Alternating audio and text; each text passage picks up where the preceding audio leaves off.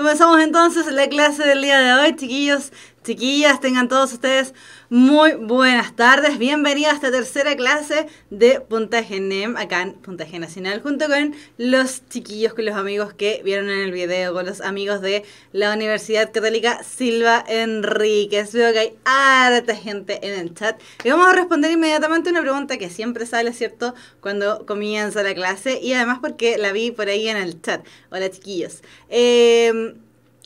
Lo que estamos viendo aquí, ¿cierto? Los contenidos que estamos viendo en estas clases PS, PS, no hay que ver. Puntaje NEM, son puntajes que, bueno, son contenidos, son elementos que están ahí en pos de ayudar precisamente al puntaje NEM. ¿Qué es el puntaje NEM? Son las notas de enseñanza media que equivalen a un cierto puntaje, ¿cierto?, dentro de la PSU de el proceso completo, ¿cierto? Por lo tanto, si preguntan, ¿esto sale en la PSU? Que es una de las preguntas que siempre hacen en el chat. No, los contenidos que estamos conversando acá, ¿cierto?, no entran en la PSU de lenguaje al menos no entra contenido. Sin embargo, por supuesto que les sirven porque estamos mejorando, ¿cierto?, haciendo una ayuda a los chiquillos que están en cuarto medio, a los más chicos también, por supuesto, también les sirven estas clases, y también a los que salieron y están tratando de recordar algún contenido. Además, en estas clases solemos reforzar lo que es comprensión de lectura, porque en el fondo estamos viendo y revisando algunos tipos de textos. Por lo tanto, por supuesto que les sirven.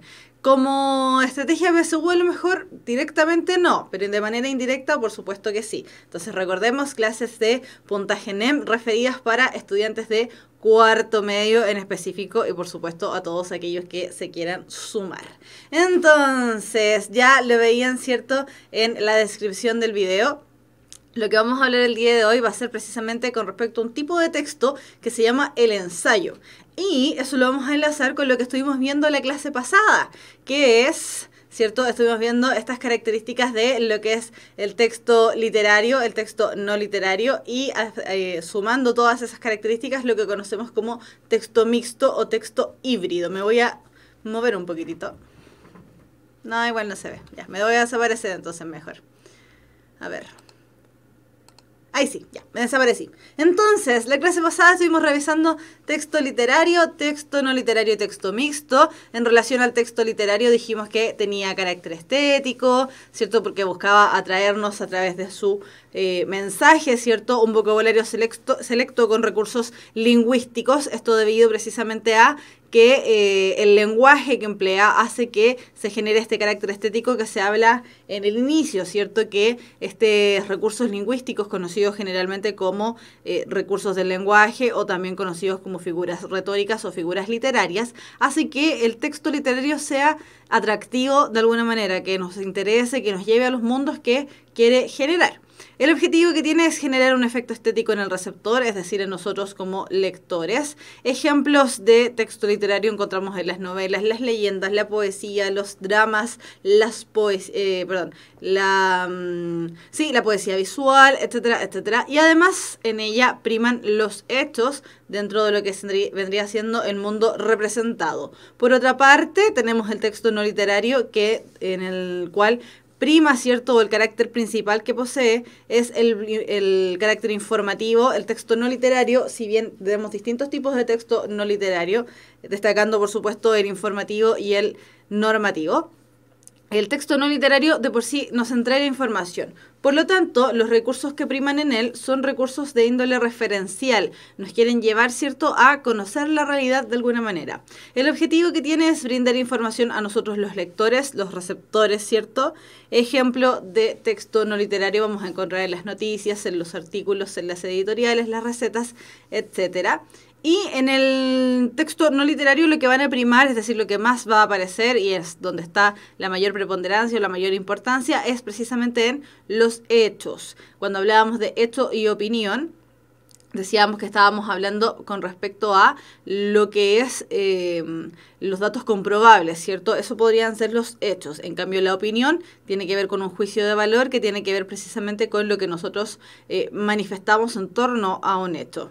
Ahora, entonces, el texto mixto, ¿cierto?, que es la última categoría y es uno de los tipos de textos que vamos a ver el día de hoy. El texto mixto lo que hace es mezclar, ¿cierto?, este carácter informativo con la opinión, lo que hace precisamente que nos llame la atención, ¿cierto? Utiliza tanto recursos lingüísticos como referenciales, es decir, mezcla ambos elementos. El objetivo que tiene es dar cuenta de opiniones de un autor en relación a un tema determinado, ¿cierto? ¿Por qué? Porque en el texto mixto aparece mucho la opinión fundamentada de los autores. Y ejemplos de texto mixto encontrábamos en las crónicas, los comentarios y precisamente el ensayo, que es lo que vamos a ver el día de hoy. Ahora, ¿cierto? En el texto mixto, y como vamos a ver específicamente en el ensayo, los textos mixtos o híbridos mezclan hecho y opinión. Por lo tanto, aquí vamos a ver fuertemente elementos reales, ¿cierto? Con nuestras propias impresiones en relación a algo. El biólogo menciona algo que es bien importante, ¿cierto? Que el MBL nos da un vocabulario muy selecto. Cuando hablamos de vocabulario selecto, no estamos necesariamente hablando con respecto a que sea un lenguaje muy elevado o que el texto, por ejemplo, si fuese un texto literario de características orales, enuncien muy bien y modulen muy bien. No tiene que ver con eso. Tiene que ver con que el lenguaje que está puesto ahí es un lenguaje totalmente intencionado. Entonces, por ejemplo, cuando vemos novelas de índole criolla, ¿cierto? Que corresponden a las características de un país, de una nación, de un lugar en especial.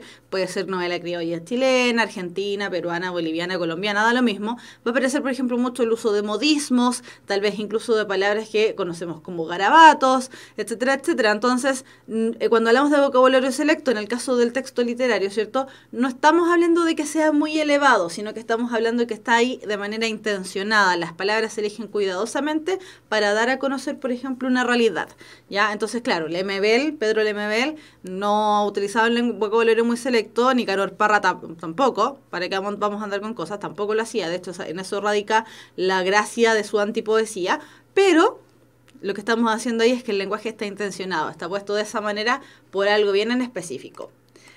Ya, entonces, como decíamos, en la clase del día de hoy vamos a ver el ensayo como texto híbrido, ¿cierto? Como esta mezcla de elementos tanto literarias como no literarias. Por lo tanto, vamos a ver el origen e historia del ensayo, características del ensayo, la estructura a la que responde este tipo de texto, tipos de ensayos y además la parte principal, ¿cierto?, de la clase del día de hoy, considerando que en el colegio siempre les hacen hacer ensayos y andan a última hora buscando cómo hacer un ensayo y resulta que llegan al colegio y le preguntan al profesor cómo se hace el ensayo porque les pidieron uno y no tenían idea cómo hacerlo. La clase la vamos a culminar precisamente con esa ayuda a memoria o esa ayuda a tarea que es cómo hacer un ensayo, cómo elaboro yo, ¿cierto?, un texto para que me vaya bien en el colegio y ayudar, por supuesto, al puntaje NEM, que las clases de los días miércoles son precisamente para eso. Ya, entonces, el texto ensayo, ¿cierto?, el texto conocido como un ensayo, es un texto muy, muy antiguo. Ya aquí no estamos en una antigüedad tan ajena o tan alejada en el tiempo como en la antigua Grecia y en la antigua Roma. Sin embargo, sí encontramos algunas características de ensayo así de atrás. Por lo tanto, el ensayo es un tipo de texto que se viene generando desde hace mucho tiempo y específico y con harto ahínco, con harto fuerza, ¿cierto?, a partir del siglo XIX en adelante, incluso con algunos tintes en el siglo XVIII. Entonces, son muchos los autores, muchos los estudiosos, muchos los literatos que han tratado de definir lo que es ensayo. Ahora, la dificultad radica precisamente en el que el ensayo mezcla, como decíamos, elementos de índole literaria como no literaria, mezcla hecho y opinión, mezcla lo subjetivo con lo objetivo. Por lo tanto, lo que ocurre, ¿cierto?, es que ninguno todavía se logra poner de acuerdo en qué es un ensayo. Por lo tanto, y por eso mismo, tenemos la capacidad de separar este tipo de textos, ¿cierto?, separar el ensayo de otros tipos de texto que caerían en las categorías de literario y no literario. Y por eso decimos, y hablamos de un tercer género o de una tercera clasificación, donde enmarcamos al ensayo y una serie de otros tipos de textos dentro de lo que corresponderían a estas características híbridas. Entonces, el caballero que está aquí, José Ortega y Gasset, cuando le preguntaron qué era un ensayo, que él fue un gran ensayista, los autores que hacen ensayos lo conocemos como ensayistas, mencionó que el ensayo es la ciencia menos la prueba explícita. Eso quiere decir, ¿cierto?, que el ensayo como tal, lo que está haciendo, ¿cierto?, es mostrarnos algo fehaciente, algo real, pero de lo que no tenemos completa certeza. Alfonso Reyes, por ejemplo, menciona que el ensayo es el centauro de los géneros, pero si nosotros lo pensamos y pensamos en la palabra centauro, centauro no existe, ni existió. Por lo tanto, ¿cierto? Si nos dicen que el ensayo es el centauro de los géneros, podríamos decir entonces que el ensayo no es que no exista, sino que es un tipo de género, un género literario, o un género no literario, o un tipo de narración, como quieran decirlo, ¿cierto? Que es mágico, porque está en las fronteras de algo que no es, en el fondo. Después, Andrenio, ¿cierto? También nos menciona que el ensayo está en la frontera de dos reinos, el de la didáctica y el de la poesía, y hace excursiones del uno al otro. Es decir, el ensayo se mueve directamente, como ya habíamos dicho, entre lo que es literario y entre lo que es no literario. Y finalmente, nos dicen que es la poetización del saber. El saber, cuando nosotros buscamos saber, ¿cierto? Cuando buscamos interiorizarnos en algo, vamos seguramente a alguna enciclopedia. Da lo mismo si una enciclopedia de las antiguas, ¿cierto? Que se buscaban, que estaban impresas, que ya en las casas casi ni quedan. O es una enciclopedia en internet como lo es Wikipedia, ¿cierto? Pero él nos dice que es la poetización del saber. Si nosotros buscamos en una enciclopedia, difícilmente incluso vamos a encontrar poesía en las palabras que utiliza la enciclopedia. Sin embargo, aquí nos mezclan los dos elementos, el saber, el conocer, es decir, lo objetivo, con lo subjetivo que vendría siendo, por supuesto, la poética o, ¿cierto?, el género lírico. Por lo tanto, el ensayo, a pesar de que ya tiene tantos años y de que generó un boom en algún momento, que se sigue utilizando muy fuertemente el ensayo, es más de algunos, ustedes en el chat le han pedido que hagan ensayos en el colegio, las personas a lo mejor que postulan a universidades fuera de Chile, en el caso, ¿cierto?, a lo mejor les hacen hacer ensayos, porque el ensayo se utiliza mucho en educación, por lo tanto, nos damos cuenta que el ensayo, a pesar de toda esta gran magnitud que ocupa, ¿cierto?, de que todos nos están pidiendo en algún momento hacer un ensayo, todavía no podemos definir exactamente qué es. Entonces, para los que están preguntando si empezamos hace mucho, no empezamos hace mucho, así que tranquilidad. Ya, entonces, como decíamos, el ensayo viene siendo un texto de características mixtas, ¿cierto? ¿Por qué? Porque en el ensayo el autor lo que está haciendo es abarcar una prueba o un sondeo de sus propios pensamientos en torno a un tema particular, ¿cierto?, para darnos a conocer su opinión en torno a él.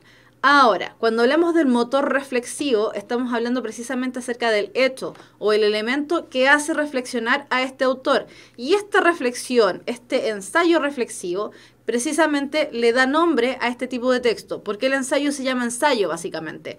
Se llama de esa manera porque lo que está haciendo el autor es manifestar su opinión, pero no casarse con ella. Aquí quiero llegar con esto. Que el autor lo que está haciendo es presenta la opinión que tiene, sin embargo nos plantea que con posterioridad tal vez puede cambiar de opinión si es que hace algún otro tipo de investigación o nos puede invitar, ¿cierto?, a nosotros generar nuestra propia opinión en torno a su ensayo y hacer nuestros propios ensayos.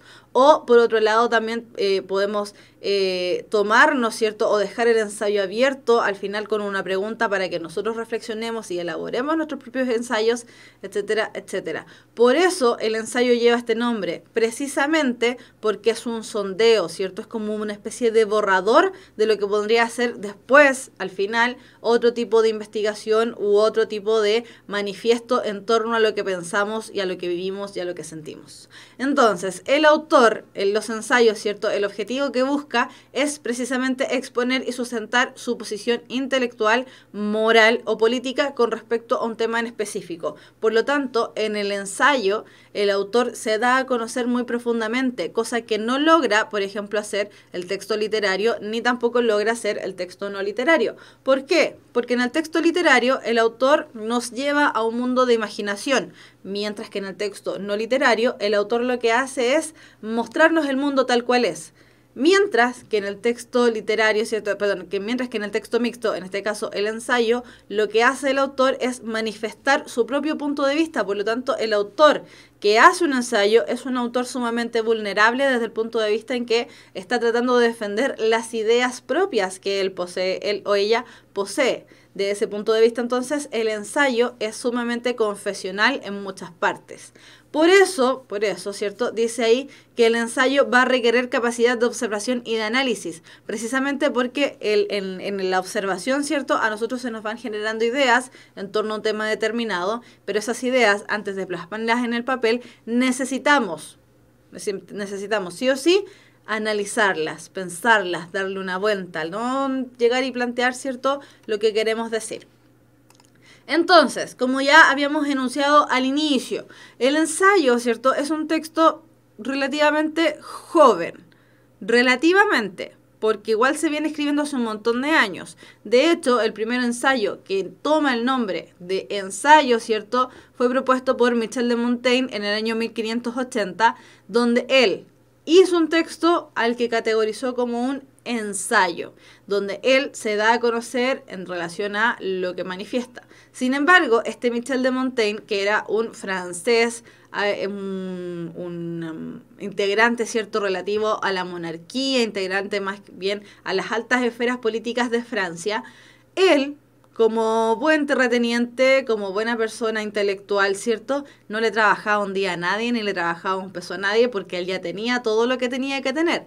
Por lo tanto, sus papás, cuando él era pequeño, ¿cierto?, lo educaron con los mejores profesores, y ya en su juventud, ¿cierto?, más adolescente, se fue interesando cada vez más por la observación de su entorno, en este caso su entorno francés.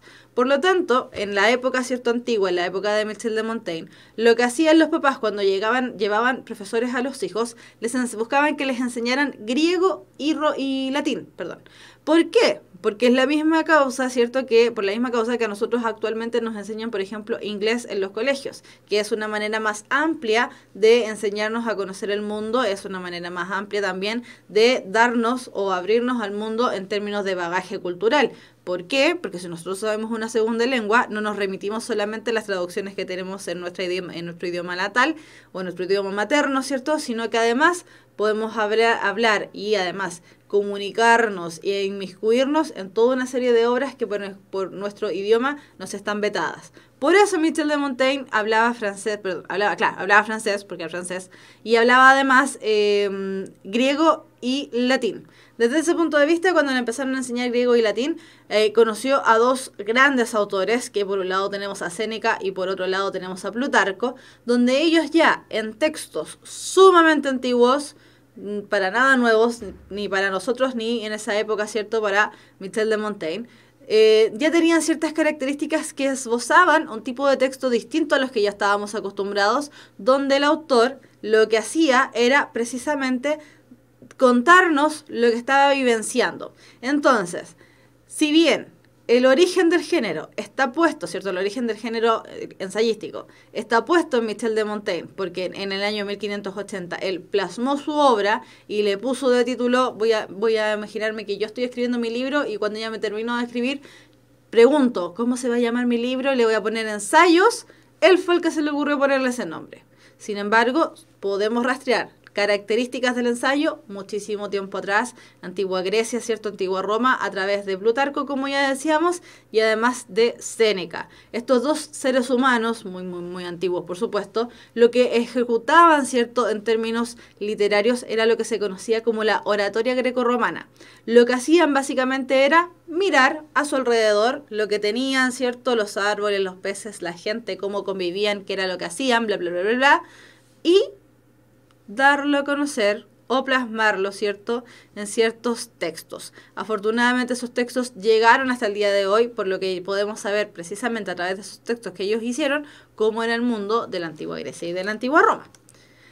Entonces, aquí tenemos un ejemplo precisamente del texto de Séneca, donde ya empezamos a evidenciar o ya empezamos a ver textos que lo que están haciendo, ¿cierto?, es mostrar un poco la opinión del autor. Se aleja un poco de la simple apreciación, donde contamos que a mi alrededor hay árboles, un río, lagos, casas, qué sé yo, y además analizo por qué están estos elementos, por qué la casa de allá se ve más pobre que la casa de acá, por qué las vacas salen todo el día a cierta hora, van a comer. Ahí yo ya estoy haciendo un análisis, me estoy alejando solamente de la mera descripción. Entonces, el ejemplo que podemos encontrar en Séneca es el texto que dice: a veces dices, quiero hojear tal libro, a veces tal otro. Empalagarse con muchas cosas es propia de los estómagos hastiados. Lo mucho y lo muy diverso no nutre, sino que contamina. ¿Por qué podemos afirmar que en este caso tenemos un cierto origen del ensayo? Precisamente porque aparece un estilo muchísimo más personal. Es claramente Séneca el que está hablando en ese texto y no claramente Séneca porque yo diga, Séneca escribía de esa manera. No, está hablando claramente porque las marcas textuales me lo dicen. A veces dices tú.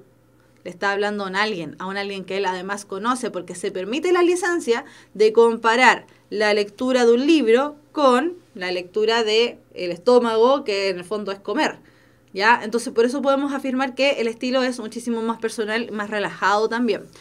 Utiliza un tono personal de carta al dirigirse a una persona conocida, lo podemos, ¿cierto?, saber precisamente porque le dice, a veces dices bla, bla, bla, bla. Le está hablando un otro. Y eso ya para la época era totalmente revolucionario. Ahora, en el texto mismo de Michel de Montaigne, cuando él parte su texto, cuando él inicia, hace el prólogo del texto, él deja clarito la intención que tiene en relación al el texto que está creando. Entonces, él dice, este es un libro de buena fe, lector. Desde el comienzo te advertirá que con él no persigo ningún fin trascendental, sino solo privado y familiar. Tampoco me propongo con mi obra prestarte ningún servicio, ni con ella trabajo para mi gloria, que mis fuerzas no alcanzan al logro de tal designio. Entonces, en este texto, Michel de Montaigne, ¿cierto?, ya nos está advirtiendo, ya nos está diciendo desde antes que su texto va a ser distinto. ¿Por qué? ¿Y cómo lo sabemos? Precisamente cuando nos dice, este es un libro de buena fe, lector. Es decir, él nos está diciendo ya de inmediato, te voy a contar, espero que tú me creas, porque no estoy mintiendo, lo que a mí me parece con respecto a algo. Por eso podemos decir entonces que tiene un carácter distinto a otros, porque se está exponiendo desde ya. Dice, este es un libro de buena fe, lector. Le está advirtiendo además al lector, al receptor, es decir, a nosotros, qué es lo que va a hacer en ese texto. Busca reflejarse a sí mismo, ¿cierto? Él ya desde el inicio dice, ¿cierto?, que él no le trabaja a nadie, que el libro en realidad no sirve de nada, porque lo dice, con mi obra, tampoco me propongo con mi obra prestarte ningún servicio. Está claramente diciéndonos a nosotros, mi libro no sirve, lo estoy haciendo por obra y gracia de que me interesa simplemente hacerlo. Y después, además, nos dice se dirige inmediatamente al lector. Y esa claramente es una innovación dentro de cualquier tipo de texto cuando nos habla a nosotros lectores. Se aleja del pacto de verosimilitud que tiene el texto literario, es decir, se aleja de que nosotros simplemente tengamos que creer lo que dice ahí, sino que nos advierte, nos habla, nos identifica además al decir este es un libro de buena fe, lector. Ahí están las diferencias entonces de por qué este tipo de textos, por ejemplo, se llaman ensayos. Ahora, ya decíamos, ¿cierto? Los ensayos son textos que son muy, muy antiguos. Ya dijimos, Michel de Montaigne, ¿cierto?, a través de toda su educación, que fue muy selecta, muy variada, donde conoció el griego y el latín, ¿cierto? Sabemos, gracias a él, que el ensayo nace en la antigua Grecia y en la antigua Roma, pero no nace así como con todo su esplendor, sino que podemos rastrear hasta allá ciertos elementos que nos permiten decir, mira, eso es sumamente ensayístico. A continuación, en el Renacimiento, que es el tiempo que abarca, ¿cierto?, la vida de Michel de Montaigne y Francis Bacon, ¿qué es lo que hacen ellos, cierto? En sus textos empiezan ya a dejar plasmados directamente lo que es un ensayo. De hecho, ya decíamos que con Michel de Montaigne, en el año 1580, se plasma directamente lo que es un ensayo y se empieza a trabajar como texto recurrente donde los autores están dando a conocer sus opiniones. Después, a continuación, en el romanticismo español, que es del siglo XVIII, ¿cierto?, encontramos, por ejemplo, a Benito Jerónimo de Feijóo, que él también es un escritor de ensayos. Después ya en el naturalismo español, en el siglo XIX, encontramos precisamente el gran boom que sintieron los ensayistas. ¿Por qué? Porque hasta esa época la prensa escrita, ¿cierto?, no estaba a gran alcance de la gente y tampoco la gente estaba muy culturizada en términos de alfabetismo. Es decir, recién en el siglo XIX este tipo de texto hizo este boom, como hemos dicho, ¿cierto?, esta explosión, precisamente porque los ensayos eran podidos ser publicados en los periódicos y además no solamente publicados y que lo leyeran algunos, sino que era mucho más democrática en términos de que la gente ya estaba sabiendo leer, no solamente la aristocracia, no solamente los más ricos ni la monarquía sabía leer, sino que también el pueblo de a pie, ¿cierto?, el ciudadano común y corriente que no tiene grandes riquezas ni nada, sino que simplemente la riqueza que tiene es saber leer. Por eso, y desde ese punto de vista, en el siglo XIX aparece esta expresión del ensayo, porque se publica en los periódicos, ¿cierto? Y los periódicos nunca han sido muy caros que digamos, y además porque la gente empieza a leer. En el siglo en el siglo XIX, como decíamos, aparece la figura de Emilia Pardo Bazán y además la de Marcelino Menéndez Pelayo. Todos ellos españoles que lo que hacían, bueno, es naturalismo español, que lo que hacían en el fondo era denunciar los males que estaba sufriendo España, y no solamente España, sino que también opinaban en torno al proceso independentista que estaban sufriendo los que alguna vez fueron colonias españolas, por ejemplo, en Latinoamérica. Por eso, en esa instancia, ¿cierto?, el ensayo se vuelve tan importante, porque ellos, como españoles, están planteando la dificultad o los problemas que están viviendo a raíz de este proceso que mencionábamos aquí en América Latina. Después, en el mismo siglo, ¿cierto?, aparece el naturalismo hispanoamericano, donde figuras como Domingo Faustino Sarmiento, argentino, y José Martí, que era cubano, logran un gran realce en términos de ensayo, precisamente porque los dos están empezando a darse cuenta que su entorno, que en algún momento fue meramente español, gracias a que eran colonias, ¿cierto?, se empezó a desvirtuar, se empezó a separar, empezaron a tomar sus propias concepciones de lo que vendrían siendo naciones. En el caso de Faustino Sarmiento, Argentina, ya lo dijimos, y en el caso de Martí, Cuba, ¿cierto?, donde ellos, a través de su pluma, a través de su prosa, a través de sus propias palabras, daban a conocer lo que el pueblo estaba sintiendo, y por supuesto ellos también. Por eso, ¿cierto?, en este siglo XIX, como decíamos, aparece este gran boom. Porque no solamente tenemos el hecho entonces, como ya decíamos, no solamente vamos a tener el hecho de la imprenta y de que la gente sabía leer, sino de además que se estaban interesando por saber las opiniones que tenía gente muy elevada, ¿cierto?, muy culta en torno a ciertos temas. ¿Por qué querían saber las opiniones tan elevadas y tan cultas de estas personas? Precisamente porque en esa época eran los famosillos de las épocas. Ellos eran las personas que dictaban moda, podríamos decirlo de alguna manera. Ellos eran los que hacían estos programas tipo SQP o cualquier otro tipo, SQP, que viejo ya no existe, o cualquier otro tipo de programa, ¿cierto?, que tenga que ver con la farándula. Faustino Sarmiento, José Martí, ¿cierto?, la Emilia Pardo Bazán y Marcelino Menéndez Pelayo eran como el jet set de la época. Todos querían saber qué era lo que opinaban. Por eso mismo aparece esta gran explosión del ensayo. Querían no solamente escribir ensayos, sino que además leerlos, porque lo que leían era de personas que tenían mucho valor en términos argumentativos. Después ya en el siglo XX en España también aparece la figura de Miguel de Unamuno, que también genera toda una revolución en torno a sus técnicas narrativas o las maneras que tenía él de escribir. Y en el siglo XX acá en Latinoamérica encontramos la figura de Octavio Paz y además la de Jorge Luis Borges, que también hacían mucho ensayo en torno a lo que ellos vivenciaron. Octavio Paz, por ejemplo, en torno a la figura del ser humano mexicano, ¿cierto? Jorge Luis Borges con otros temas muy enredados a veces, pero todos y ellos, ¿cierto?, haciéndose cargo también de problemas que la sociedad latinoamericana estaba vivenciando en esa época, como lo fueron en algún momento las dictaduras, para poner solamente un ejemplo de por qué el ensayo finalmente es necesario, es bueno leerlo y además también es bueno realizarlos.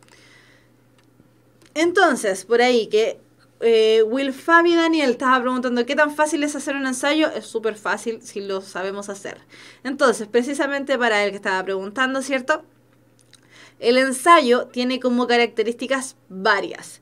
La principal es que el ensayo no es un texto muy estricto, en términos sobre todo de formalidad. El ensayo, como texto mixto, ¿cierto?, lo que hace es moverse, tal como decía al inicio uno de los autores que revisamos, se movía entre las fronteras de lo literario y lo no literario para darnos a conocer la idea de este autor. Por lo tanto, dentro de las características principales es que prima la opinión frente al hecho. Entonces, otra de las características que podemos encontrar, ¿cierto?, y esta ya sí la encontramos en absolutamente todos los ensayos, es que los ensayos tienen carácter interpretativo y subjetivo, es decir, utiliza recursos del lenguaje, no solamente utiliza el lenguaje denotativo, sino que también utiliza y nos hace necesariamente pensar qué es lo que me está diciendo ese autor en ese momento determinado. Y por ende también va a ser subjetivo, es decir, va a variar de persona en persona. Y por eso hablamos acá de la voluntad de estilo. Precisamente porque esta voluntad de estilo tiene que ver con que nosotros cuando leemos un ensayo, a veces, y sobre todo los que han estado a lo mejor leyendo muchos ensayos, se van a dar cuenta que el ensayo demuestra, como decíamos, la interioridad de uno mismo. Por lo tanto, uno ya empieza a darse cuenta de quién escribió qué cosa. Otra de las características del ensayo fuertemente es el tema de la argumentación, donde estamos tratando básicamente de responder un punto de vista. La brevedad, el tema analizado nunca se hace, ¿cierto?, en mucha profundidad. De hecho, a veces incluso los ensayistas dejan enunciado el próximo tema que van a tratar en otro ensayo. Por lo tanto, una de las características principales es esta brevedad. Es sumamente acotado. Desde ese punto de vista, entonces, el título del ensayo es muy importante porque me da mucha información en torno al ensayo mismo. El carácter dialéctico, que tiene que ver precisamente con que nosotros como autores, al momento que leemos ese ensayo, también puede ser que lo que estemos haciendo es generar nuestro propio ensayo en la cabeza y plasmarlo en el papel. A eso se refiere con el carácter dialéctico, donde una de las personas, ¿cierto?, en una relación de dos, una de las personas escribe un ensayo, pero da pie a que la otra persona tome características o elementos de su ensayo y lo plasme en un ensayo totalmente nuevo. El tema actual debe ser analizado, que sea vigente y además conocido. Sobre todo conocido. Lo de lo vigente puede ser como puede que no, pero tiene que ser sumamente conocido, ¿cierto? Precisamente para que todas las personas que escuchen ese ensayo puedan opinar o puedan dar su punto de vista. Y otra de las características que tiene el ensayo es esta estructura libre. Libre en términos de que, vamos a ver, ¿cierto?, más adelante, que el ensayo responde a una característica clásica de absolutamente cualquier otro tipo de texto. Sin embargo, cuando hablamos de la estructura libre, significa que podemos iniciar de tal manera, podemos concluir el texto de tal manera, donde, ¿cierto?, juguemos con nuestra propia intención, juguemos con nuestra propia manera de ver el mundo, juguemos con nuestra propia manera de escribir, básicamente. Entonces, vamos a leer el ejemplo. Me voy a desaparecer un momentito. Ahí está. Ya, entonces, el ejemplo dice así: no hay ningún hombre más desacertado que yo para hablar de memoria, pues es tan escasa la que tengo que no creo que haya en el mundo nadie a quien falte más que a mí esta facultad. Todas las demás son inviviriles y comunes, pero en cuanto a la memoria, me creo un ente singular y raro, digno de ganar reputación y nombradía. Además de la falta natural de experimento, si en mi país quieren sembrar a un hombre falto de sentido, dicen que él no tiene memoria. Cuando me quejo de la falta de la mía, me reprenden y no quieren creerme, como si me acusara de falta de sensatez. No establecen distinción alguna entre memoria y entendimiento, lo cual agrava mi situación, pero no me perjudica, pues por experiencia se ve que las memorias excelentes suelen acompañar a los juicios débiles. Entonces, pregunta: ¿de qué se trata el ensayo, chiquillos? De la memoria, plantea Felipe Ignacio Piñeiro Araya. Ya, sí, tiene que ver con la memoria, efectivamente. ¿Qué más pueden decir? Milla Caro trata acerca de un hombre que se critica a sí mismo, supongo que dice, por la poca capacidad memorial que posee. Y lo pone entre con signo de interrogación, porque parece que no está segura. Macarena Huerta Vera también creo que es la memoria. Ya, entonces, el texto, efectivamente, ¿cierto?, nos habla acerca de la memoria, pero hace una crítica acerca de él mismo y además una crítica en torno a cómo los demás perciben su propia falta de memoria. ¿Por qué? Porque ya se reconoce a sí mismo, y aquí está el carácter confesional, ¿cierto?, que tenían estos ensayos. Se reconoce a sí mismo como un hombre que no tiene memoria, o que al menos, a lo mejor sí tiene memoria, pero al menos su memoria es muy mala, ¿cierto? Por eso dice: no hay ningún hombre más desacertado que yo para hablar de memoria. Precisamente porque él dice: yo esa facultad casi ni la tengo.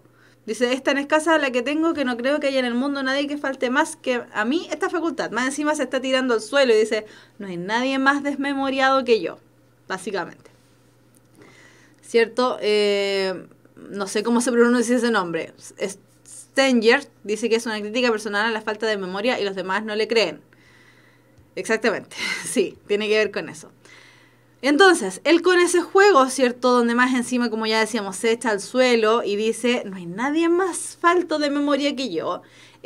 Por un lado, se está dando a conocer al mismo, nos está contando que no tiene memoria, y además está haciendo este juego, ¿cierto? De decirnos más o menos, hacer un juego con la retórica, hacer un juego con este carácter de vocabulario selecto, ¿cierto? Como decíamos al inicio, que tenían los textos literarios, donde nos hacen imaginarnos algo.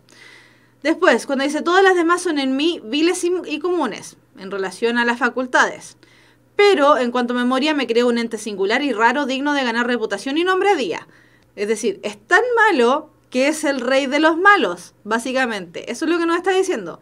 No solamente nos está diciendo que tenemos la memoria, que nadie puede hablar más de la falta de memoria que él, sino que además quiere ganar reputación y nombre a día por su falta de memoria. Es decir, es el rey de los malos, como ya decíamos. Además de la falta natural que experimento, es decir, que no tiene memoria, si en mi país, ya se muere Francia, si mi país quiere señalar a un hombre falto de sentido, dicen de él que no tiene memoria. Entonces, cuando él mismo se está quejando de que no tiene memoria, los demás le dicen, ¿cierto?, que está loco, ¿cierto?, que le falta sensatez. No establecen distinción alguna entre memoria y entendimiento, lo cual agrava mi situación, pero no me perjudica, pues por experiencia se ve que las memorias excelentes suelen acompañar a los juicios débiles. Eso quiere decir, y tal como dice Johannes Salaberry, que dice que es interesante la última frase, lo de los juicios débiles. Exactamente. No solamente se critica a sí mismo y dice, soy pésimo, soy el rey de los pésimos en la memoria, sino que además critica a los demás. O sea, es súper patudo en este fragmento, porque no solamente se critica a él mismo, sino que critica a los demás al decir que, claro, como los demás tienen memoria y yo no tengo, todos los que tienen memoria son de juicios débiles. Es decir, en palabras súper sencillas y actuales, considera que los demás son tontos, porque tienen mucha memoria. Entonces, en este texto tan cortito, que Milla Caro más encima dice, pero profe, parece poesía, y efectivamente lo parece un poco, lo que está haciendo Michel de Montaigne es dar cuenta de este tipo de textos donde no podemos decir que es literario, ni tampoco podemos decir que es no literario, porque está hablando del mismo, está juzgando a los demás, pero utiliza una serie de recursos donde tenemos que empezar a adivinar casi lo que está diciendo. Por eso está la característica esta de, por ejemplo, la voluntad de estilo, como mencionábamos, ¿cierto? La argumentación está dando razones de por qué él es el rey de los desmemoriados. Aparece, ¿cierto?, las otras características que vimos que tienen razón con... que tienen razón con este carácter dialéctico donde nos habla un poco, nos cuentan eventos, es sumamente breve, claramente este no es el texto completo, ¿cierto? Es un fragmento adaptado. El tema actual, la verdad es que ahí uno podría entrar a discutir, porque no necesariamente es un tema actual, pero si no supiésemos que este texto fue escrito en 1580, podría pasar fácilmente por un texto de ahora. Y la estructura libre, donde él parte criticándose a sí mismo y termina criticando a los otros. Al final el texto en sí es una gran crítica a todo el mundo, a él y a los demás. Entonces, para que la persona que estaba preguntando qué tan fácil es hacer un ensayo y cómo se hace un ensayo, creo que por ahí hubo una pregunta con respecto a eso. Los ensayos, si bien, me voy a devolver, los ensayos, si bien tienen una estructura libre, ¿cierto? Que no, es decir, que no poseen una estructura definida o apartados, ni tampoco bibliografía o notas, como podría ser un texto mucho más compacto, ¿cierto? O un texto más elevado, más pensado, ¿cierto? El ensayo igual sigue las estructuras de introducción, desarrollo y conclusión. La estructura básica de cualquier y absolutamente cualquier tipo de texto. Da lo mismo el texto que sea. Los textos en sus características generales poseen esta estructura básica. La mayoría de los textos lo tienen, incluso los ensayos. Entonces, en la estructura del ensayo vamos a tener en la introducción, ¿cierto?, donde vamos a tener un párrafo, o puede ser una oración o palabras, pero generalmente es un párrafo que inicia e interesa al lector por el tema, y aquí nos van a presentar de qué se va a hablar en el texto, básicamente. Por eso se llama introducción, nos están introduciendo al tema recién. Puede ser una pregunta, reflexión, una estadística, un comentario. Y desde ese punto de vista, ¿cierto? Lo que puede ser o cómo podemos nosotros iniciar nuestro texto, aparece el tema de la libertad de hacer el ensayo. Aparece este elemento de la estructura que no es tan fija como en otros tipos de texto, porque aquí nos plantean que podemos partir, por ejemplo, con la pregunta retórica o tomarnos desde la frase de una canción, da lo mismo que canción incluso sea, sino que una canción en general, ¿cierto? Pero ya partimos del texto, si bien con una introducción que tienen todos los textos, con una introducción distinta. En el desarrollo, y aquí ya a lo mejor es un poquito más estructurado, en el desarrollo se discuten las ideas propuestas en la introducción, aportando argumentos y ejemplos pertinentes, y además está generalmente compuesto por varios párrafos. Recordemos, eso sí, que el ensayo es un texto generalmente breve, no muy extenso. Generalmente, para ir tratando de aterrizarlo a los ensayos que a lo mejor les ha tocado hacer en el colegio, los ensayos generalmente no sobrepasan, o el mínimo que tienen al menos de párrafos son 3. Y de ahí para arriba, pero tampoco que sobrepasen mucho. Por lo tanto, ya hay que tener ojo con lo que nos pide a lo mejor el profesor que les solicite hacer un ensayo. Y después, en la conclusión, la última parte de este texto, lo que se hace, ¿cierto?, es la opinión de el autor, ¿cierto?, en relación a lo que ya había hablado, una opinión muy final. Y, además, se resume lo expuesto con anterioridad. La gracia de esta conclusión es que el autor mismo nos puede mencionar en esta parte del texto que a lo mejor va a hablar de un tema que se parece a ese en otro texto o en otro ensayo, ¿cierto? O que nos va a dejar abierta la ventana para que nosotros formulemos nuestros propios ensayos en torno a ese tema, o a lo mejor puede incluso terminar el ensayo al final con una pregunta abierta. ¿Qué crees tú con respecto a esto? ¿O qué nos deparará el futuro en torno a la tecnología, por ejemplo? Entonces, la estructura está libre, ¿cierto? La estructura que no es tan fijada, que no es tan normada del ensayo, se juega mucho entonces en los dos extremos, en la introducción y en la conclusión. Algo Stenger, no sé cómo se pronuncia, Maciek Stenger, no sé. Con esas características se podría decir que los textos de historia son todos ensayos. No, no todos, pero la historia juega mucho con el ensayo. Sí, la historia juega muchísimo con el ensayo, pero no podemos afirmar que todos. Porque en la historia también tenemos textos investigativos, textos expositivos.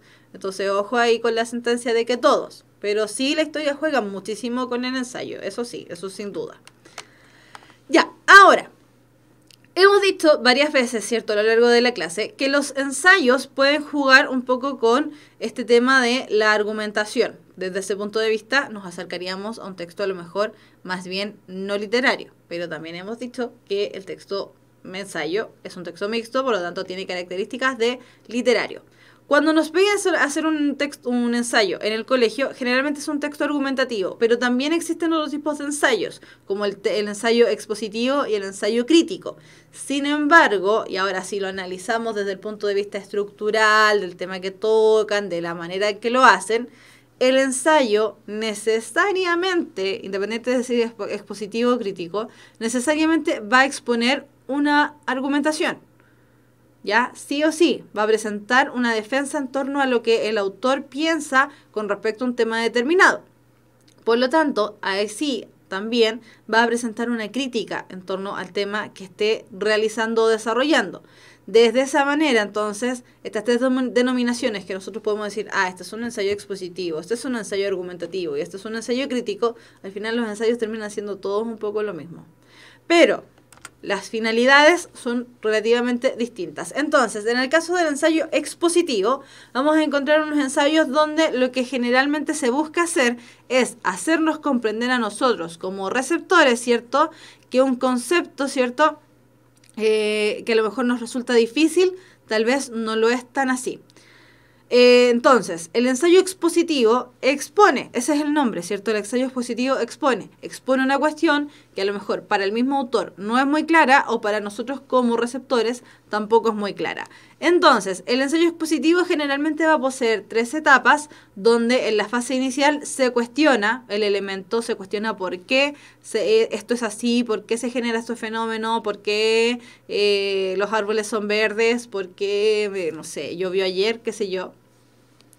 La fase de la respuesta, donde efectivamente ya se empieza a elucubrar una respuesta en torno a la pregunta que se hizo al inicio, ¿cierto? De por qué. Y finalmente una fase resolutiva, donde el objeto nos queda claro y entendido.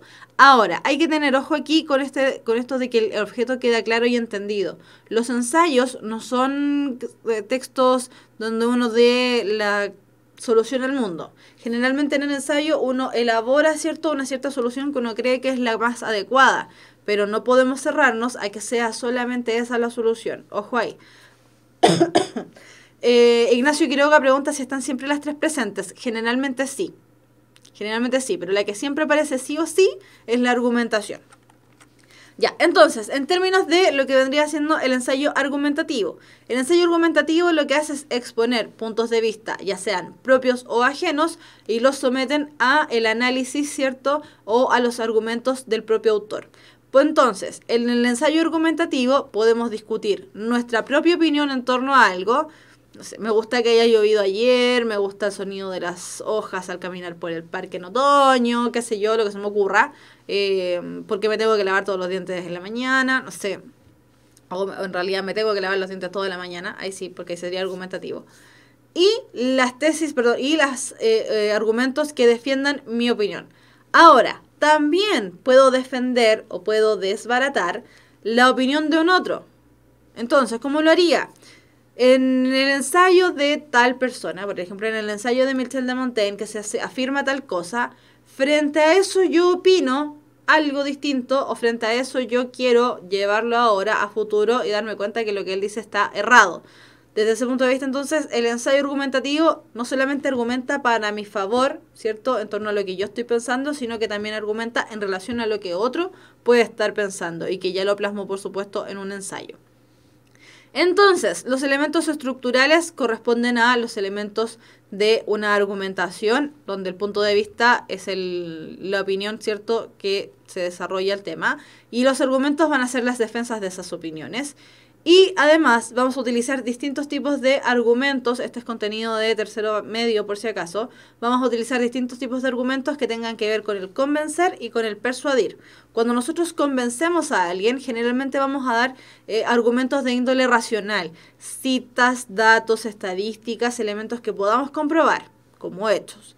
Mientras que otro tipo de ensayos a lo mejor van a utilizar la estrategia de los argumentos persuasivos, es decir, de los argumentos emotivos. Desde ese punto de vista nos van a decir, póngase en el lugar de, analice desde este punto de vista, donde nosotros tengamos que poner nuestras propias emociones al mando, ¿cierto?, para generar un efecto en el otro. Recuerden que cualquier tipo de texto busca generar un efecto en otro. Y finalmente el ensayo crítico, que es el otro tipo de ensayo que también podemos encontrar, nos permite a través de palabras, ¿cierto?, palabras simples, no muy complejas, dar a conocer el mundo, dando características del objeto, ¿cierto?, en cuestión y además cuestionándolo, es decir, interrogándolo a sí mismo. La estructura que vamos a encontrar en este tipo de ensayos críticos va a ser que el tema va a ser aquello que se está describiendo, los aspectos que tiene ese objeto o ese tema, ¿cierto?, donde vamos a distinguir las partes, las cualidades y además las propiedades, y además la puesta en relación con el mundo exterior. En el ensayo crítico se genera la crítica, lo dice el nombre, ¿cierto? Entonces, cuando nosotros criticamos algo, no nos podemos quedar en el sencillo de me gusta, no me gusta, sino que además tenemos que hacer una reflexión en torno a ese elemento que me gusta o me disgusta desde el punto de vista crítico. Así entonces, para yo poder criticar algo, para yo poder establecer una crítica en torno a algo, necesariamente tengo que, por ejemplo, distinguir sus cualidades y las propiedades para poder desglosarlo, ¿cierto?, desarmar el objeto y hacer mi crítica, ya sea constructiva o destructiva. Aquí no hay fórmulas de buena enseñanza, puede ser para bien o para mal. Entonces, y aquí ya vamos llegando hacia el final, ¿cierto? Que habíamos dicho que esta es la parte donde hacemos el ayuda tarea, porque muchas veces les solicitan hacer un ensayo en el colegio y porque, por ejemplo, algunas universidades o institutos que apelan a vías de acceso distintas o disímiles a lo que son las PSU. Nos piden, por ejemplo, cartas de recomendación, nos piden también hacer ensayos para conocernos más a nosotros mismos como postulantes. Piensen en las películas estadounidenses. En las películas estadounidenses, cuando la película trata precisamente la temática de que alguien va a entrar a la universidad, y vamos a poner una súper sencilla que a lo mejor varios han visto, porque es una película que sale harto en la televisión, que es Legalmente Rubia. Esta chiquilla que es súper ingenua, súper fifí, súper tiernita, ¿cierto? Y que al ser rubia todo el mundo trata de tonta, además, jugando ahí con el tema de los estereotipos. Se da cuenta que ella quiere entrar a la universidad. Más encima entra a la universidad no porque ella quiere, sino que porque anda persiguiendo a un chiquillo. Entonces toda la película al inicio nos juega con este estereotipo de la rubia tonta, que finalmente resulta que no lo es, por supuesto. Entonces, en esa película nosotros nos damos cuenta que los centros educativos, por ejemplo allá en Estados Unidos, utilizan mucho la fórmula del ensayo. No solamente tienen que aplicar a través de una prueba, como lo hacemos acá en Chile y como lo hacen en Colombia, según lo que supe la clase anterior, ¿cierto? Con estas pruebas que no me acuerdo cómo se llamaban, se me olvidaron. Y lo que hacen es presentar a los candidatos a través de los ensayos que ellos han generado en torno a un tema particular o en torno a su vida misma. De hecho, hay distintos tipos de ensayo donde no solamente está el ensayo físico, que es el ensayo que se hace con palabras, sino que también están los videoensayos o los documentales que parecen ensayos, donde se cuenta la perspectiva de alguien en torno a un tema en particular. Entonces, ¿cómo escribimos un ensayo? Si a eso queremos llegar. Ya, entonces,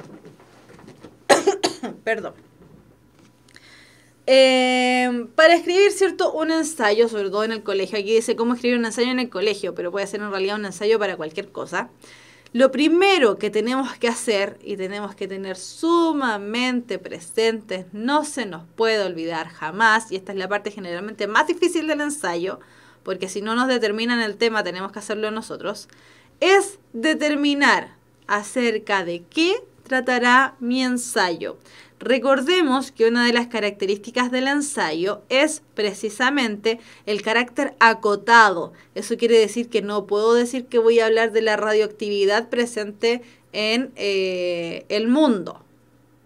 Es muy amplio. Aparte que voy a decir investigación. Pero el nombre en sí es muy amplio porque me dice en el mundo. Gigante. Tengo que hacer un ensayo de algo bien corto. ¿Cómo me ayudo para determinar claramente el tema del que va a tratar mi ensayo? Es precisamente a través de la generación de una pregunta en torno a un tema.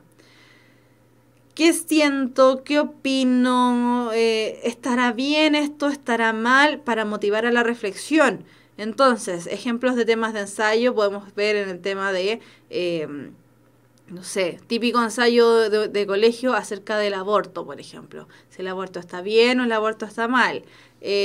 O ensayos en torno a la realidad latinoamericana, en torno a algún elemento. Entonces, ojo ahí, el tema siempre es de vital importancia al momento de escribir un ensayo en el colegio. Carol Bustamante me ayudó con el nombre del ensayo, del examen que toman en Colombia, el ICFES. Se me había olvidado el nombre ya. Ya, entonces, en torno al tema que nosotros ya determinamos, ¿cierto? En el punto 1, lo ideal es realizar una investigación. Ahora, esta investigación que sería ideal que realizásemos no implica utilizar los mismos recursos de siempre, como por ejemplo la clásica Wikipedia, ¿cierto? Que es sumamente escolar. ¿Por qué? Porque la Wikipedia, tenemos que recordar que es una enciclopedia libre. De hecho, Wikipedia plantea su enciclopedia a través de esas palabras. Ese es como su eslogan. Es la enciclopedia libre. ¿Por qué? Porque cualquiera de nosotros podemos escribir o editar artículos de Wikipedia. Entonces, si nosotros tenemos esa facultad, significa precisamente que podemos modificar datos y de esa manera confundir a las otras personas que están leyendo. Entonces, si bien Wikipedia es sumamente útil en términos de rapidez, por ejemplo, en términos de darme cuenta qué es lo que me están preguntando o acercarme al tema en particular que a lo mejor no conozco, hay que tener mucho cuidado con Wikipedia. En general, cualquier fuente de internet hay que ser muy juicioso en la manera de utilizarlo. ¿Por qué? Porque Internet da para mucho y nos pueden hacer algún juego, ¿cierto? Donde al final hagamos un ensayo de un tema que nada que ver. Entonces, siempre es bueno recurrir a investigaciones que están en papel. El papel no cambia, el papel siempre está ahí, entonces por último, si me equivoco, sé a quién echarle la culpa. Entonces, chiquillos, cuando nosotros ya realicemos la investigación del tema, ojalá, como ya decíamos, no recurrir siempre a internet, sino que también tal vez utilizar una fuente, ya sea una fuente viva, como alguien que sepa mucho. Por ejemplo, si vamos a hablar, hacer un ensayo acerca de los perros callejeros, recurrir, por ejemplo, a un veterinario, ¿cierto? Una fuente viva, o buscar en un libro. Ahora, lo bueno es que ya decíamos, como el ensayo tiene esta estructura libre, el ensayo precisamente al final no necesita de bibliografía, aunque seguramente en el colegio les van a pedir que pongan bibliografía igual. Ya, después, cuando ya tengo la investigación, cuando ya determiné el tema, cuando ya hice la investigación en torno a mi tema, lo ideal es ya empezar a escribir. El ejercicio de la escritura para cualquier tipo de texto que nos pidan hacer, columna de opinión, carta, mail, ¿qué más puede ser? Este mismo ensayo, ¿cierto? Investigaciones en torno a alguien, cualquier ensayo, da lo mismo, cuentos, dramas, poesía, cualquier ensayo, chiquillos, siempre hay que hacerlo, rehacerlo, revisarlo, volverlo a hacer, volverlo a revisar y así sucesivamente. Entonces, cuando nos piden hacer ensayos en el colegio, sería ideal, ¿cierto?, escribirlo en borrador, revisarlo, que lo revisen otras personas, por ejemplo el profesor o nuestros compañeros o alguien extra para ver si lo que está ahí planteado se entiende, ¿cierto? Y de ahí recién presentar el texto final. Entonces, en la introducción siempre es bueno partir a través de ordenadores discursivos que también se conocen como conectores, pero en este caso están ordenando el discurso o ordenando el texto, por eso se llaman marcadores discursivos. ¿Cómo cuáles? Como el presente ensayo tratará acerca de, en primer lugar, para comenzar. ¿Por qué? Porque con esas palabras, sumados a las demás, por supuesto, yo ya estoy dejando en claro de qué voy a hablar. Y que ese es mi tema. No solamente lo enuncié al inicio en el título, que consideración que no aparece aquí, el título generalmente sería bueno pues, escribirlo al final. No al final de la hoja, sino que una vez que yo ya hice mi texto, recién ahí pensar en el título.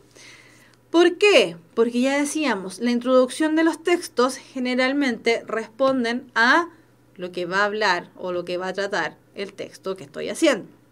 Entonces, no solamente puedo comenzar con esas fórmulas o con esos ordenadores discursivos, sino que también puedo iniciar con una cita, con una canción, con un dato, ¿cierto? Con una cifra, con una pregunta retórica, etcétera, etcétera. Y de ahí continuar con lo que supuestamente ibas a hacer en el ensayo. Después, en el desarrollo, que generalmente es la parte más amplia en términos del ensayo, el desarrollo debe ampliar las ideas o pensamientos que le genera el tema establecido. Y ahí hay que ser muy juicioso, muy cuidadoso además en darse cuenta de que si yo enuncié que iba a hablar con respecto a los perritos callejeros, no puedo después ponerme a hablar de los gatos callejeros y de los ratones que andan en la calle. ¿Por qué? Porque yo ya dije que iba a hablar de los perros. Puedo poner eso que de los gatos y los ratones los puedo poner al final como la continuación de un próximo ensayo. Pero no puedo hablar de eso en mi ensayo, porque ya no lo enuncié, no dije que iba a hablar de eso. Y después, en la conclusión, lo recomendable es siempre realizar un breve repaso de lo que se habló, ¿cierto? Y además utilizando los conectores en síntesis, resumiendo, en conclusión, así por último, para dar a conocer que ya definitivamente el texto se está acabando y que además voy a dar paso a este resumen de texto como yo ya había mencionado. Entonces, en estas frases... ¡Oh! No me había dado cuenta que no se veía. Ahí sí. Entonces, importante, chiquillos, cuando les pidan hacer un ensayo, háganlo, revisen un montón de veces hasta que el ensayo ya no quede más ninguna duda y ustedes lo entregan. El ensayo, confeccionar un ensayo, no es de un día para otro, menos es de una clase para otra, como a veces ocurre, ¿cierto?, cuando estamos en el colegio y se nos olvidó hacer algo y lo hacemos en el recreo, por ejemplo. Entonces, ojo con eso.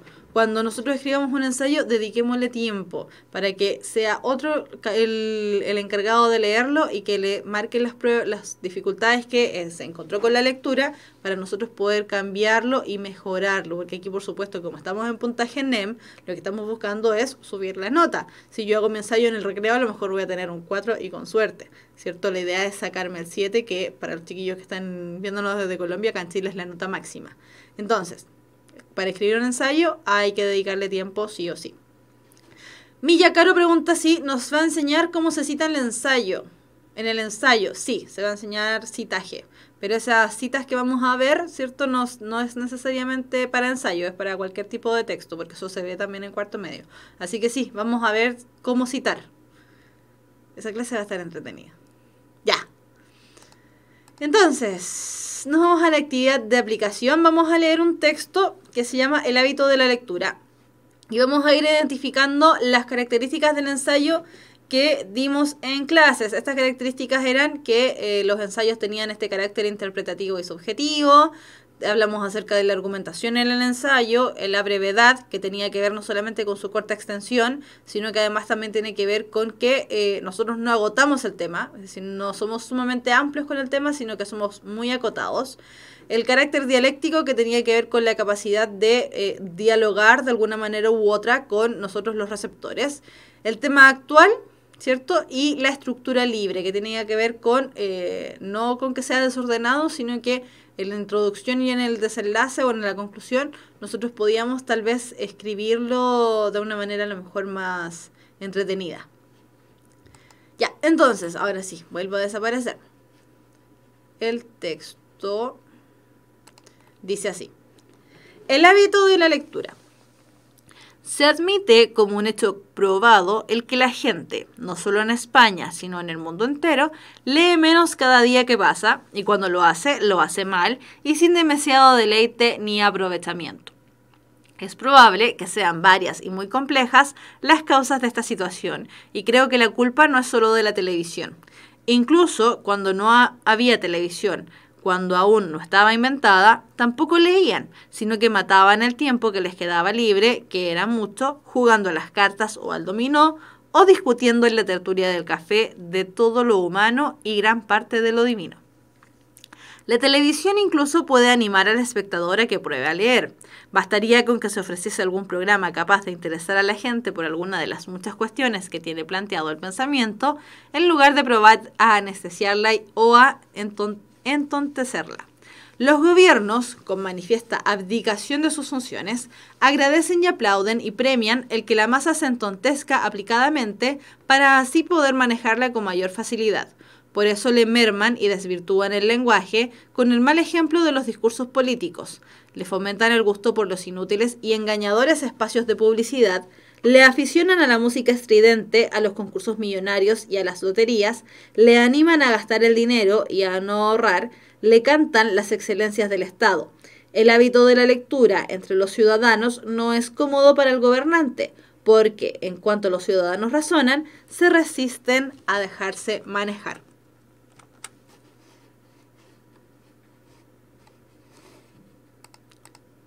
A mí me reconfortaría poder pregonar a los cuatro vientos la idea de Descartes, o Descartes, de que la lectura de los grandes libros nos lleva a conversar con los mejores hombres de los siglos pasados, y a la otra idea, esta de Montesquieu, y más doméstica, pero no menos cierta, de que el amor por la lectura lleva al cambio de las horas aburridas por las deleitosas.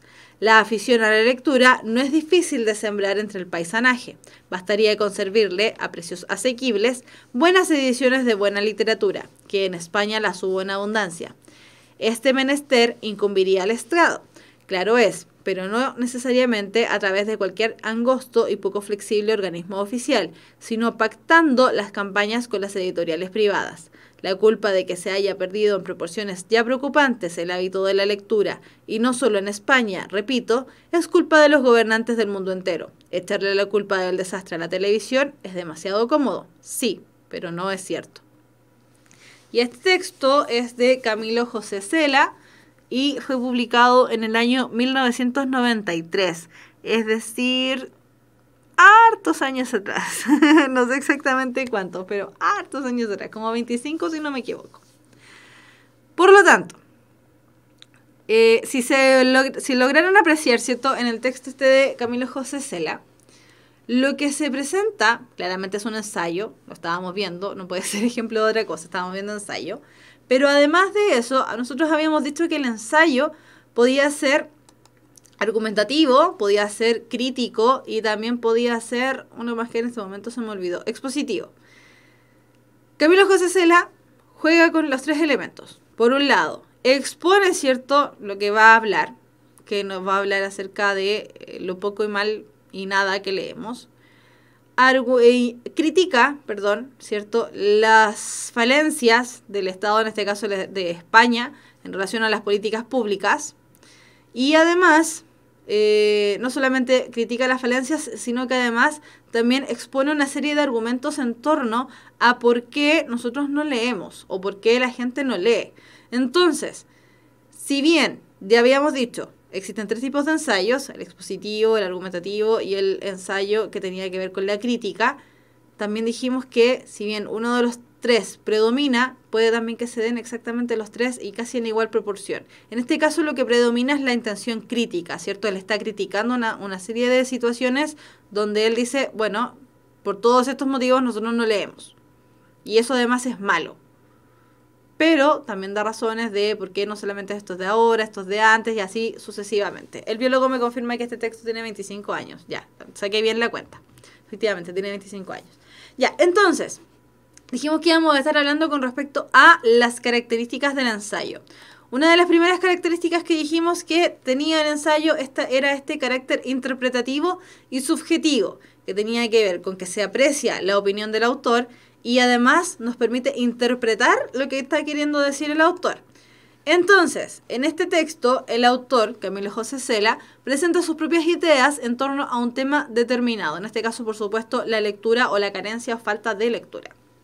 Entonces, en el párrafo o el fragmento donde él menciona que a mí me reconfortaría poder pregonar a los cuatro vientos la idea de Descartes de que la lectura de los grandes libros nos lleva a conversar con los mejores hombres de los siglos pasados, y la otra idea, esta de Montesquieu, que más doméstica pero no menos cierta, de que el amor por la lectura lleva al cambio de las horas aburridas por las deleitosas, en ese texto él claramente está dando a conocer al mismo una de las cosas que él cree en relación, por ejemplo, a la idea que plantea de Descartes o de Montesquieu. Por lo tanto, claramente él se deja conocer ahí. Este es un hombre, casi incluso podríamos decir que estaba como un poco amargado, porque estaba súper choreado de que la gente no leyera. Después, otra de las características que vimos era la argumentación. Esta es una, si bien existen, ya decíamos, ¿cierto?, ensayo crítico, ensayo argumentativo, ensayo expositivo, la argumentación es el que más aparece siempre en los ensayos. Entonces, en este caso, él presenta una idea, ¿cierto?, y la defiende. ¿Cuál es la idea, cierto?, de que la afición a la lectura no es difícil de sembrar entre el paisanaje. Bastaría con servirle a precios asequibles, buenas ediciones de buena literatura, que en España la hubo en abundancia. Este menester incurriría al Estado. Eso está planteando él, ¿cierto? Pero no necesariamente a través de cualquier elemento, sino que aquí hay que ayudarnos con el mundo privado. Te habla de las editoriales privadas. La culpa de que se haya perdido en proporciones ya preocupantes el hábito de la lectura, y no solo en España, repito, lo que no existe, ¿cierto?, es culpa de los gobernantes del mundo entero. Echarle la culpa del desastre a la televisión es demasiado cómodo, sí, pero no es cierto. Él definitivamente ratifica que él no le interesa o no está de acuerdo con lo que se plantea. Milla Caro me dice, profe, dígame, estoy leyendo. Estoy leyendo lo que están escribiendo.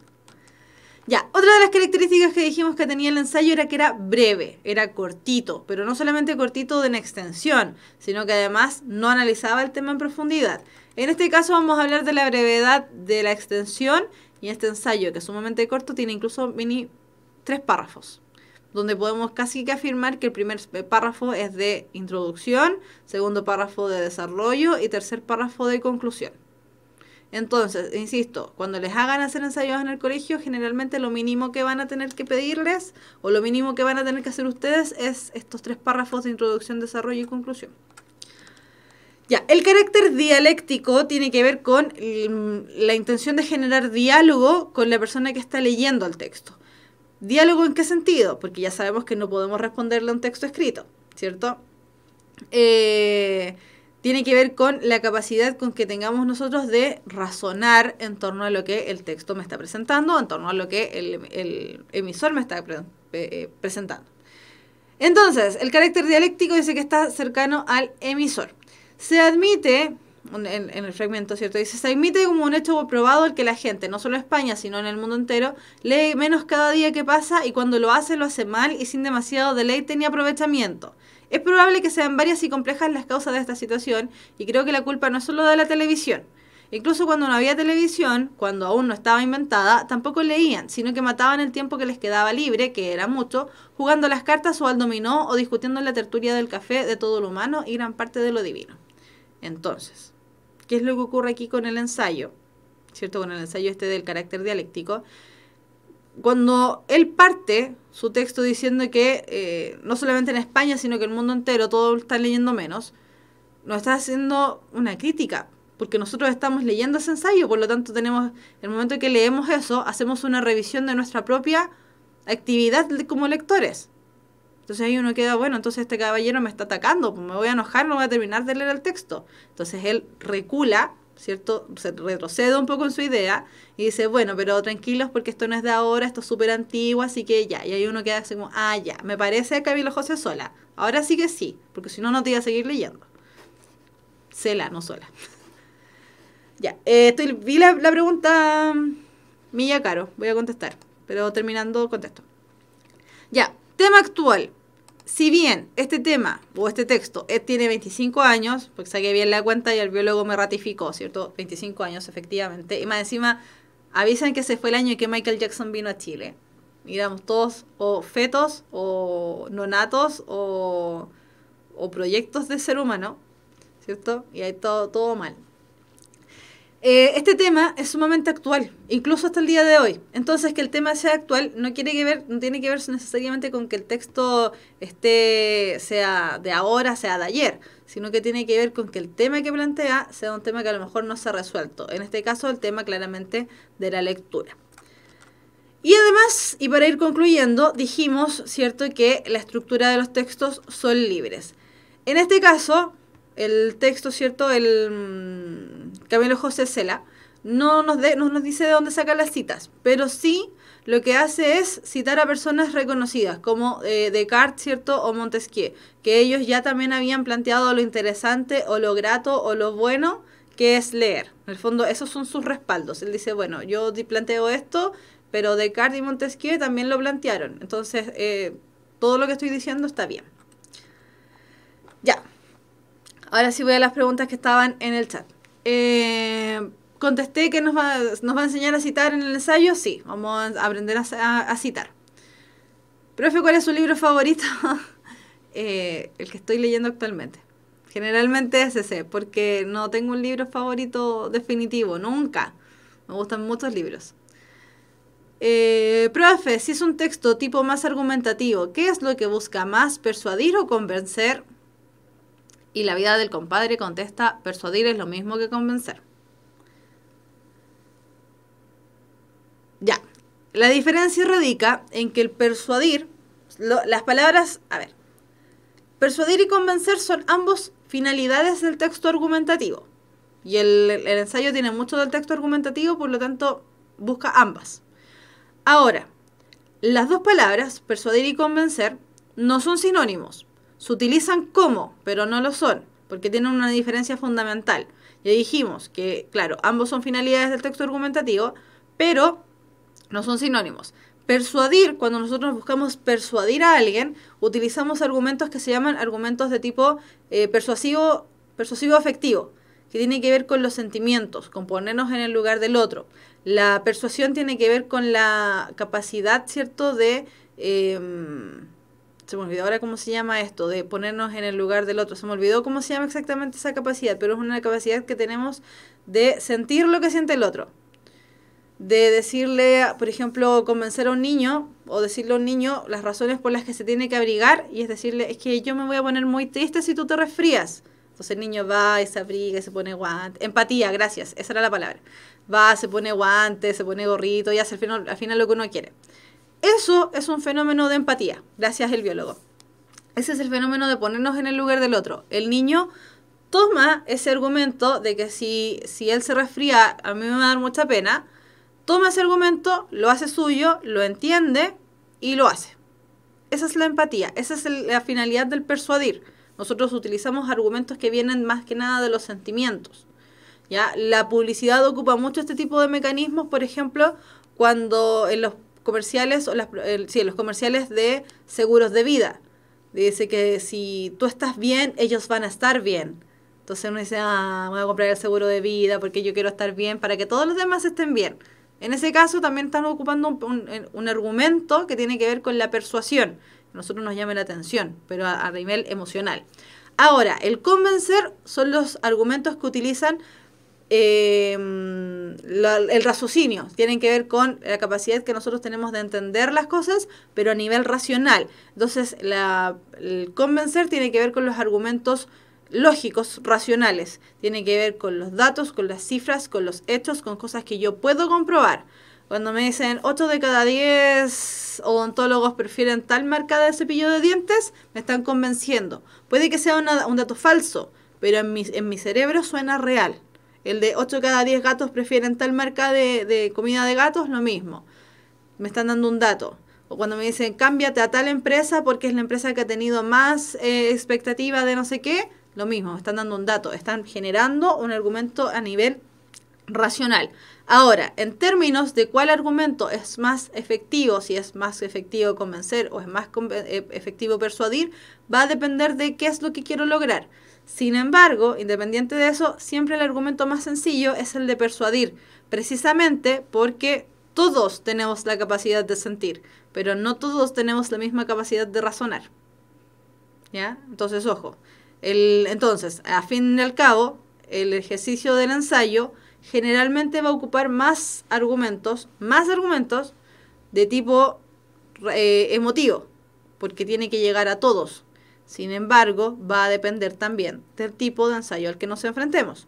Por eso es lo que plantea Milla Caro, ¿cierto? Después que dice que ella, no sé si es ella o es él, perdón, que tú, ya mejor, dice que tú dices que ella que escuchó que debía ser lo más objetivo posible. El ensayo no necesariamente es objetivo. Tiene muchas características objetivas, pero ya dijimos que el ensayo es un texto de características mixtas, por lo tanto mezcla tanto la objetividad con la subjetividad. Ya, espero haber contestado y no haberme enredado tanto en la respuesta, por si acaso. Pero, ojo, esa materia del convencer, persuadir y de los argumentos persuasivos afectivos y lógico-racionales es materia de tercero medio.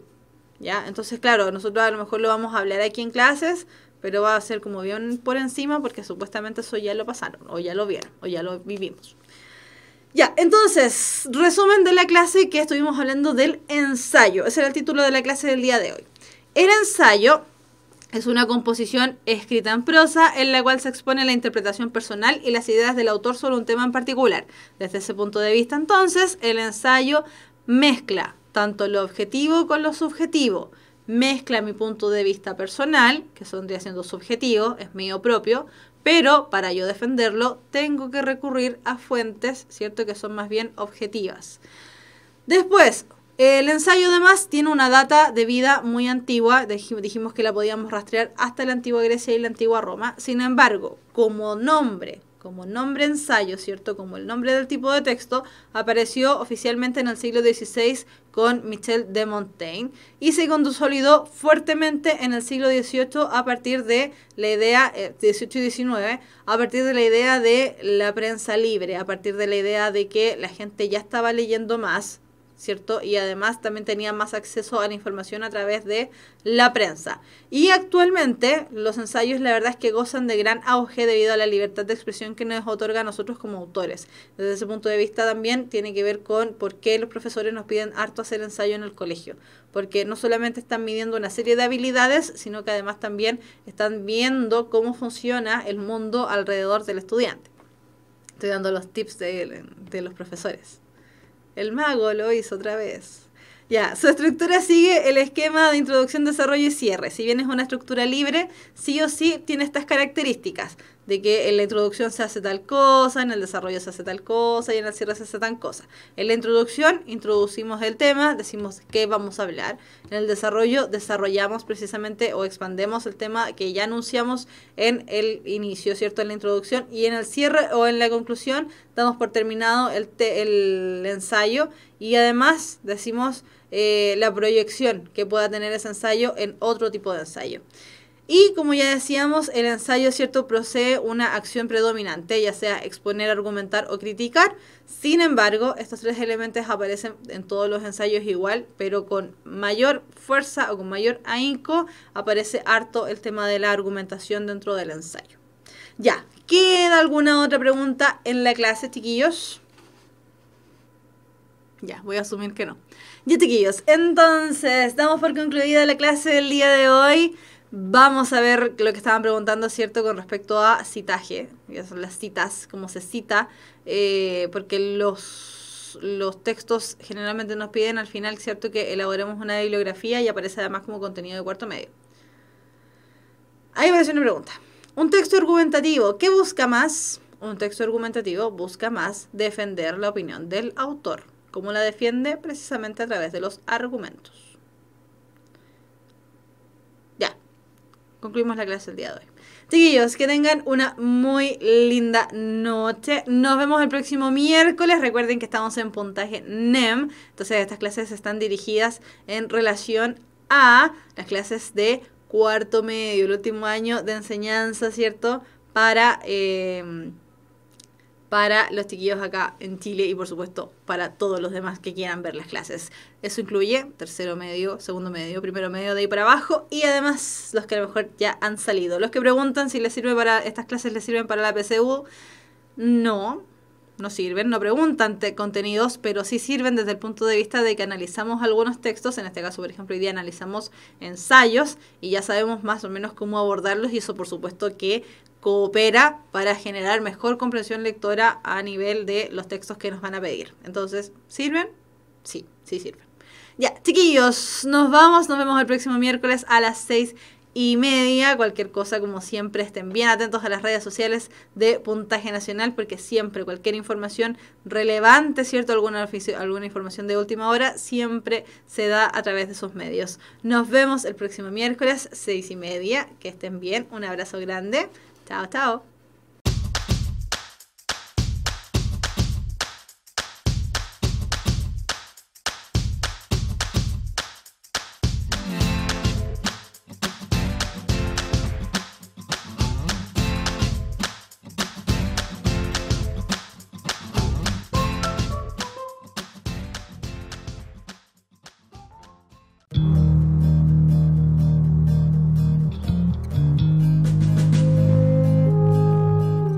Somos la Universidad de un legado. El cardenal Silva Enríquez nos desafía permanentemente a cada uno de nosotros a trabajar por las necesidades concretas de nuestra sociedad. En esta universidad el modelo de formación tiene un sello distintivo. Nosotros queremos formar buenos profesionales, pero también ciudadanos responsables y comprometidos con la sociedad. Nuestra universidad, a lo largo de su historia, ha mantenido un permanente compromiso con la calidad. Somos una institución privada sin fines de lucro, heredera de un legado valórico que nos obliga a estar atentos a los desafíos de las personas y la sociedad. Nuestra universidad, desde su origen, está vinculada a temas públicos. Ganan los estudiantes y sus familias porque concretan sus proyectos de vida, gana la universidad porque acoge a buenos alumnos y gana el país porque recibirá mejores profesionales. Ven a vivir la experiencia de un proyecto educativo comprometido con la sociedad. Por eso te invito a conocernos y a formar parte de nuestra comunidad universitaria. Un proyecto solidario e inclusivo. Con el legado del cardenal Silva Enríquez y su sueño de Chile. ¡Ven a la Católica Silva Enríquez!